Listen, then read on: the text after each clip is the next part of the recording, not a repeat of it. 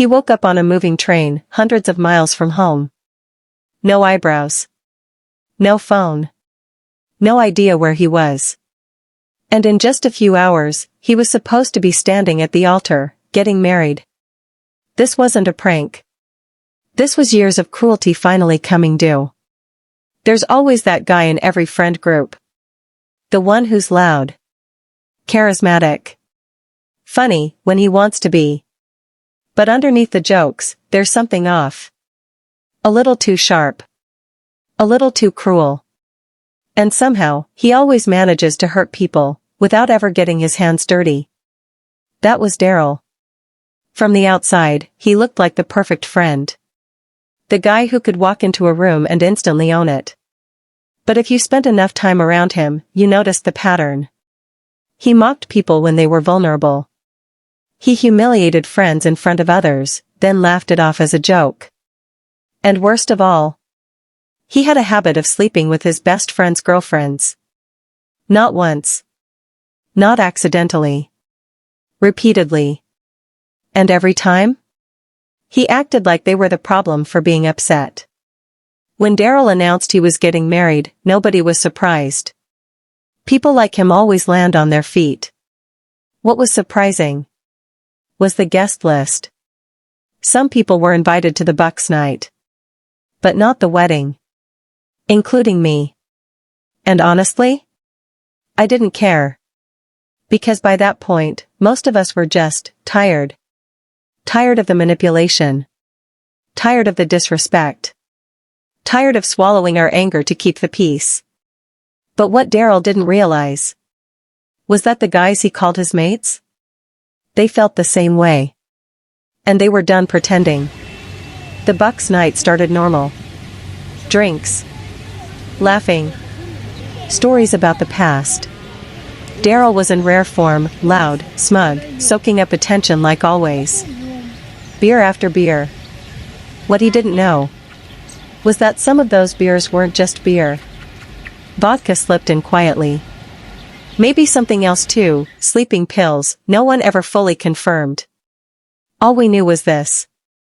After a couple of hours, Daryl collapsed. Out cold. Not playful drunk. Not sloppy drunk. Unconscious. And that's when the room changed. The laughter stopped. The air went heavy. Because this wasn't a prank night anymore. This was something else. Someone spoke quietly. Let's do it. They shaved his eyebrows clean off. No hesitation. No second thoughts. Then they loaded him into a car. One sober guy drove, because this wasn't about hurting him physically. This was about something worse. Humiliation. Disorientation. Fear. They drove 40 minutes to the main city railway station. Bought a ticket. And put him on a train heading 300 kilometers north. Alone. Unconscious. In the middle of the night. Some swear he didn't even have trousers on. Imagine waking up like that. The hum of metal tracks beneath you. The sway of a train. Strangers around you. Your head pounding. Your memory blank. You reach up. And feel smooth skin where your eyebrows should be. Panic crawls into your chest. Where am I? Why am I here? At some point, the train slowed. And Daryl did the only thing his panic-fried brain could think of. He jumped. Out into the dark. No phone. No money. No idea where he was. Just silence, and the sound of his own breathing. He wandered until he found a highway. Thumb out. Desperation written all over his face. Car after car passed. Finally, someone stopped. Hours later, battered and confused, Daryl made it back to town. Barely in time. Just enough time to shower.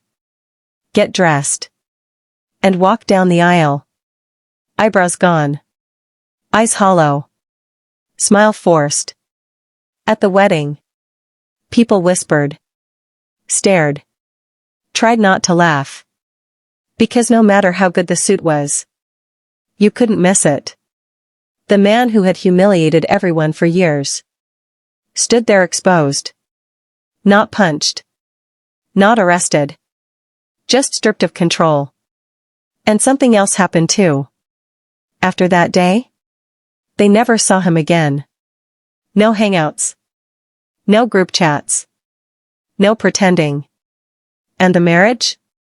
It lasted 12 months. Just long enough for karma to finish unpacking. Revenge doesn't always come with fists or screaming matches. Sometimes, it comes quietly. Calculated. Delayed. And perfectly timed. If this story made your jaw drop, hit like right now. Drop a comment, what's the most nuclear revenge you've ever heard of? And if you love real stories where karma finally shows up, subscribe to Story X Daily, because trust me, this wasn't even the worst one.